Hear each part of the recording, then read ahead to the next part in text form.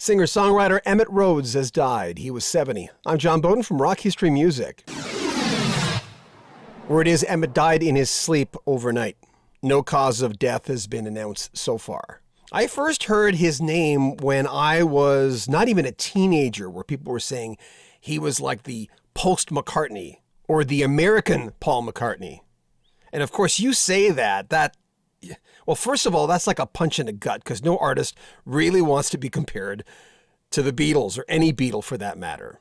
But at times, he really did sound, at the very least, like he was heavily influenced by that band. As a matter of fact, he grew up not too far away from the Beach Boys. He was born in Decatur, Illinois in 1950, moved to Hawthorne when he was 5, and that's where the Beach Boys hung out. I think in one interview I'd heard him say that Dennis Wilson, Beach Boys drummer, was not very good as a drummer, played backwards, and broke his drum kit. It started for him, as far as somewhat of a big time, with the Palace Guard, and then later the Merry-Go-Rounds. But it was his first few albums that made a huge difference and got him sort of a cult following. I mean, his first official album, was The American Dream, but that was a contractual obligation album. So most people consider his self-titled album from 1970 as his debut album. And that's the one that reached number 29 on the Billboard charts, and also had Fresh as a Daisy as a hit single. But Farewell to Paradise, he basically left the scene in 1973 and went into obscurity, even though his album, that great debut album, was garnering almost like a cult status, as mentioned. So much so that in 2014, when he came back with the help of producer Chris Price, who's also a musician, Chris was telling people, his musician friends, hey, do you want to play on an Emitt Rhodes album? And everyone went, what? Because he hadn't released an album of fully new songs in 42 years at that point. He went through a lot of stuff during that hiatus, as you put it, divorces, depression, and almost having that other D word happen to him.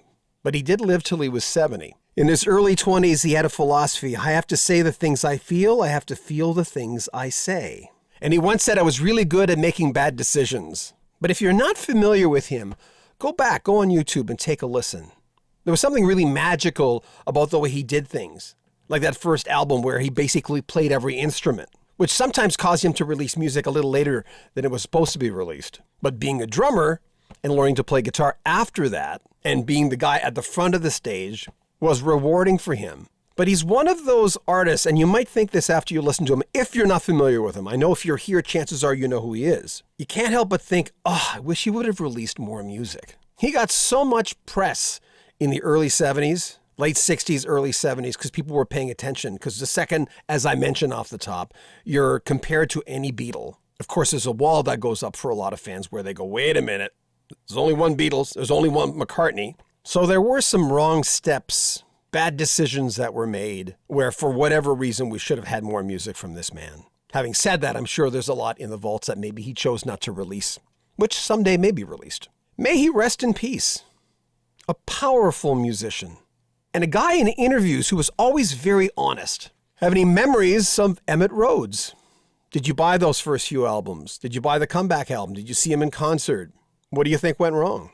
Make sure you comment on our video, subscribe to our channel, and share our videos. I'm John Beaudin. This is Rock History Music. Take good care of yourself.